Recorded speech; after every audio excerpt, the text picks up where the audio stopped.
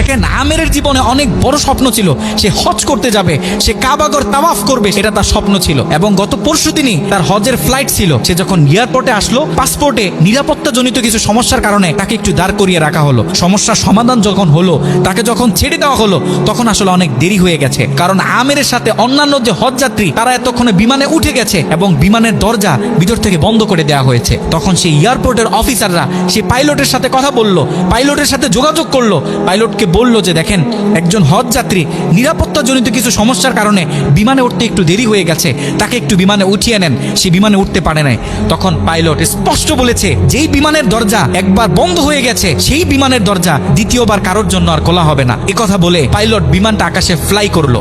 সেই অফিসাররা তখন আমেরকে বুঝাইতেছে দেখো বিমান তো চলে গেছে, তুমি আর যেতে পারবে না, তুমি বাড়িতে চলে যাও, নেক্সট টাইমে তুমি হজে যাওয়ার জন্য ট্রাই করো। তখন সে আমাদের মুসলিম ভাই, সে হজ যাত্রী, সে কি বলেছে জানেন? সে বলেছে আমি আমার রবের উপর পরিপূর্ণ তাকওয়া রাখলাম, আমি আমার রবের উপর পরিপূর্ণ আস্থা রাখলাম, আমি হজ করেই বাড়িতে ফিরবো, হজ না করে আমি বাড়িতে ফিরবো না। কথা বলে সে এয়ারপোর্টে দাঁড়িয়ে রইল। ঠিক কতক্ষণ পর সে বিমান থেকে এয়ারপোর্টে মেসেজ করা হলো যে বিমানের ভিতরে যান্ত্রিক সমস্যা দেখা গিয়েছে, খুব ইমার্জেন্সি বিমানটা সেই এয়ারপোর্টে ল্যান্ড করতে হবে। বিমানটা যখন এয়ারপোর্টে ল্যান্ড করা হলো, যান্ত্রিক যে ত্রুটি, এই ত্রুটিগুলো যখন সমস্যার সমাধান করা হচ্ছে, তখন সে অফিসাররা সেই পাইলটের সাথে কথা বলেছে যে দেখেন কোনোভাবে এই যাত্রীটা একটু নেওয়া যায় কিনা, সে তো হজ করার উদ্দেশ্যে বাড়ি থেকে বের হয়েছে, সে তো বাড়িতে যেতে চাচ্ছে না, হজ না করে তাকে একটু নিয়ে নেন। তখনও সে পাইলট বলেছে যে না।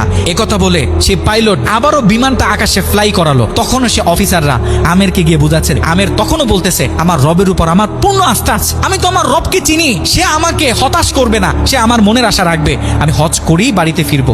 কথা যখন বলতেছে, এর ঠিক কিছুক্ষণ পরে আবারও সেই বিমান এয়ারপোর্টে মেসেজ করলো যে বিমানের ভিতরে এখন আগের চেয়ে বেশি কিছু যান্ত্রিক ত্রুটি দেখা গিয়েছে, বিমানটা আকাশে ফ্লাই করতেছে না, বিমানটা এমার্জেন্সি আবার এয়ারপোর্টে ল্যান্ড করতে হবে।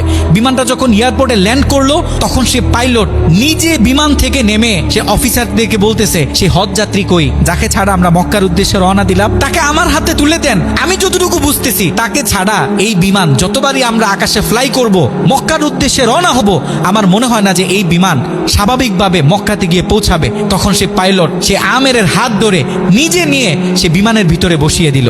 দেখেন আল্লাহ পাক তো স্পষ্ট বলতেছে ওয়ামাই ইয়াতাওয়াক্কাল আলাল্লাহি ফাহুয়া হাসবুহ, যে আমি আল্লাহর উপর তাওয়াক্কুল করবে তার জন্য আমি যথেষ্ট, যত বড় বিপদ হোক।